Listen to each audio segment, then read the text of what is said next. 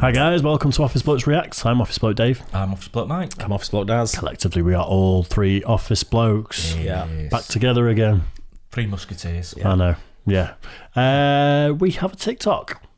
It's true, isn't it? Very true. Yeah. Go to TikTok, type in the Office Blokes, give us a follow. We're trying to grow there because it's brand spanking new, isn't it? Yeah. What, TikTok or us? TikTok, we invented it a week ago, didn't we? If only. Wish we had.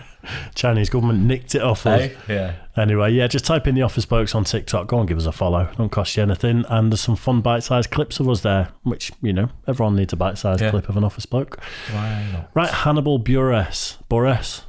I'd say Buress. I just want to say Buress, even though it's blatantly not how you'd say it. What was the bit we did of his? We did was it the laugh? What's the Canadian one? It might not even be Canadian. I don't know why I think it's Canadian. I don't know. I can't remember which one it was now.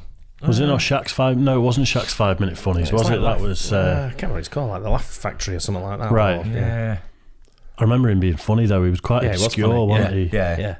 Yeah, he had quite a out there sort of sense of humour, didn't he? And quite random. So Yeah, he was good. can you handle Hannibal Buress's food jokes? Do you reckon we can? Yeah. I think so, yeah. Yeah, well, let's get into it. So I do shows at colleges sometimes, and when I do a college show, I do an interview with the school paper, and the result could be a horrible article. So I want to share with y'all this article from my gig I did at Eastern Illinois University in Charleston, Illinois. This is all real and in print. A human being wrote this. And then they sent it to a higher ranking human being, an editor, and that person said, yeah, let's go with that. Quick-witted Buress set for laughs. Comedian helps bring diversity to campus. Wait. I'm responsible for bringing diversity to your campus? Because you realize the type of diversity I bring is very temporary. Because I'm leaving as soon as I get my check. This town sucks. Actually, pay me before the show. It was a phone interview, and sometimes when I do phone interviews and a journalist is boring, I just start saying crazy stuff to make it fun for me and make the most out of my time. And she said, what do you talk about in your comedy? I said, I talk about the straights. And she put that in the paper, for real? His performances include comedic jokes related... Wait. Comedic jokes? As opposed to all the other types of jokes that are out there? Am I missing out on a genre of jokes? I hate for that to be the reason I don't make it big. Yeah, Hannibal Buress could have been huge, but he focused all his energy on comedic jokes. When there was so many other types of jokes out there, he really pigeonholed himself. And I'm some bitter old man comedian. Yeah, these young comedians, they focus on all types of jokes, esoteric jokes and jokes about hats. We were purists. We only did comedic jokes, these young dudes, man. His performances include comedic jokes related to personal stories, current events, the streets. You know what? I take the blame for that. I said that on the record. I take the blame. His performances include comedic jokes related to personal stories, current events, the streets, and even food, he said. What? Even food? Who else is talking about food in the comedy game right now? Nobody, just Hannibal Buress, that's all. He has cornered that subject matter. He is the Lenny Bruce of grocery store humor. He is so edgy. You should have saw when he was in Dallas, Texas, half the crowd walked out when he did his new bit about lettuce. It was crazy. He was too edgy for that town. I really like his delivery, Yeah, I do. There's just something about it. It's quite a unique style.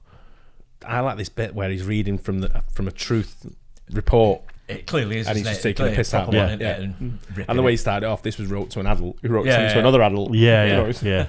There's a couple of British comics that do sort of the... I wouldn't call that prop comedy, but it is like... what's his face that does the funny emails, and he does it on 8 out of 10 Cats and stuff. Joe Lycett. Oh, Joe Lycett. Yeah, and I think in his stand-up he incorporates stuff like this as well, where it's been the back and forth. Yeah, I've not seen a lot of Joe Lycett. He's never really appealed to me. Some of the stuff he says is quite funny, but I don't know if I'd like his stand-ups. That's why I've never really watched it. It's just that, using real-world emails and stuff as props. I'm fairly certain he does that. I think he does, because I think he talks about when he got a speeding ticket from a cop and all that. And parking fines and stuff like that. But if, when we did that worst 3 minutes of comedy ever that we reacted to earlier, you'd have a backup, wouldn't you? Like, have something in your back pocket like this, and if you start bombing, you go lean into being shit and pull out something where people are slagging you off for being shit. A good idea. Yeah, just as you get out of jail. Aren't we doing a segment on that? Yeah, we are. Comments. Yeah, reading people's bad comments about us on the next Office Box special. And we're going to have our say, aren't we? We're going to start responding to them. Yeah. There's some good ones as well. Good. Matt Caponera, the University Comedy Coordinator, said Buress was picked because he stood out more than other choices. He stands out like an exclamation point, Caponera said. I don't know if that's weird or borderline racist. Let's go with weird. It's easy to go racist. Let's go with weird. Because I think it's weird to compare people to punctuation. Nah, I think he's more like a semicolon comedian, very semicolon-like in delivery and 9 paces. I don't even know how to use a semicolon to this day. I use a comma every time. And you know what? If I email somebody and they get upset about me using a comma instead of a semicolon, that's not a person I want to work with anyway. And that's how you weed people out of your life. Buress was the most popular comedian in Caponera's price range of $2,000.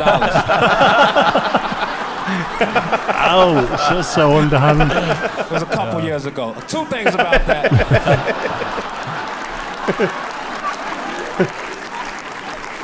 One, you goddamn right I was. Hell yeah. I was ruling that price range in the Midwest 2 years ago. 2, how tacky is that? Did she go to her editor? Hey, I want to make this article more tacky. You have any ideas? Well, maybe you can mention the amount of money he's making from the show. That adds nothing to the article at all. Plus, we get the added bonus of putting his business out there and making it harder for him to charge more than that in the future. It's a fair point, that. So, I think if you're going for word count, that's your move.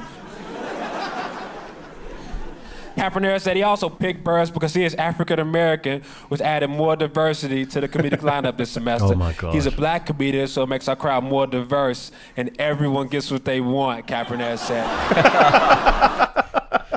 Can you actually imagine someone... Well, someone's actually written that. Can you imagine someone committing that to print, actually saying that? You think someone else would have read it and think, nah. But it is funny. It's Always funny, yeah. Yeah. But it's funny because it was the way he's doing it. Yeah, it's his spin on it, but just the thought. Yeah. No, that, even if you read that, if I read that in a report, like not a report, what do you call it? an article. Article, yeah. I'd be laughing at that. Yeah. I'd be laughing at it because that's funny. I'd be laughing because of how stupid it is. It's Yeah, not exactly, intentionally exactly, funny, is it? exactly. It's just like, Or is it? You muppet. Or is it? No, I don't think so. I don't know. I don't think so. Maybe someone's got a bit of a sense of humour and fancies himself as a bit of a writer. Yeah. I think call, maybe. I think journalism can be quite woke. And No. Some of it I read now, it's very underhand. Like I was having a conversation with you the other day when we were talking about upstairs, and I was talking about the football journalist about how some of them are genius because no one's buying newspapers anymore. Yeah. So they're using that platform, whether it be a YouTube or Spotify, whatever it may be, to get their journalism across. And it's very close to the bone with some of the things they say, and it gets people riled up. Yeah. But I read it and I start laughing on some of them, thinking that's genius, that's comedy gold. Yeah. And that's what that might be. Yeah, I think in print though, if you want to be a journalist and you have sketchy articles in the past, someone's gonna find your old articles and try and use that against you. Depends what journalism to be a print like newspaper journalist and stuff like that. Yeah, but I think that's just humour. I think that's underhand humour.